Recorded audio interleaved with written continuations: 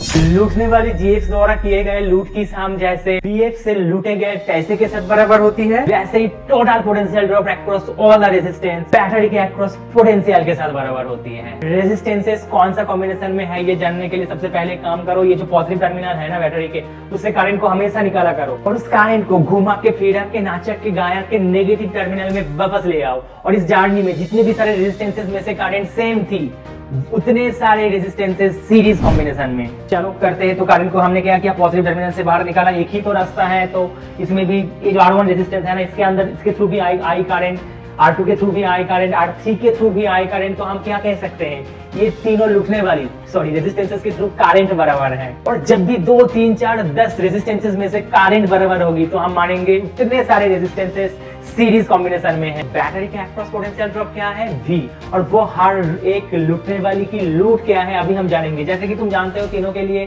Current same, तो drop क्या होती है, IR, ओम्स लॉ के जरिए V equals to IR। But इसमें करंट तो सेम ही थे, तो I तो I ही रहेंगे। ऐसा नहीं R1 के लिए I1, R2 के लिए I2, करंट सेम है मेरे भाई, उसको तोड़ने का कोई जरूरत नहीं है। बट इंडिविजुअल रेजिस्टेंसेस के लिए, जैसे कि पहली लूटने वाली के लिए ड्रॉप क्या आएगी, I इंटू R1, दूसरी वाली के लिए ड्रॉप I इंटू R2, तीसरी वाली के लिए ड्रॉप I इंटू R3।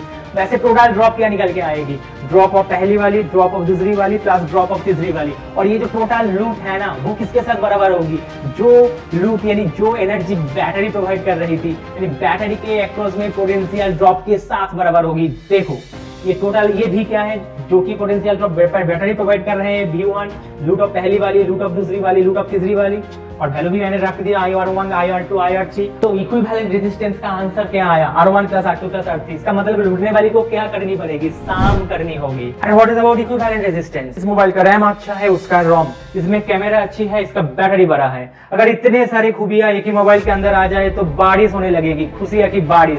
वैसे ही बहुत सारे क्वालिटीज अगर एक के अंदर आ जाएगी तो हम ही उसको कहेंगे इक्विवेलेंट रेजिस्टेंस। मतलब बहुत सारे क्वालिटीज वाले रेजिस्टेंसेस को हम एक ही रेजिस्टेंस से सब्स्टिट्यूट कर दिए हैं। जैसे कि तुम लोग देख पा रहे हो 2, 3 एंड 5 तीन अलग अलग रेजिस्टेंस को सीरीज में लगाने का जो मतलब, एक 10 ओम रेजिस्टेंस को वहां कनेक्ट करने का भी वही मतलब। क्यों, क्योंकि ये तीनों रेजिस्टेंसेस सीरीज में हैं। और मुझे कैसे पता चला, क्योंकि इन तीनों में से देखो करंट सेम थी। अगर मैं पॉजिटिव टर्मिनल से करंट को निकालकर नेगेटिव टर्मिनल तक वापस लाऊं तो इस जर्नी में इन तीनों में से करंट बराबर थी। And you know the entire story.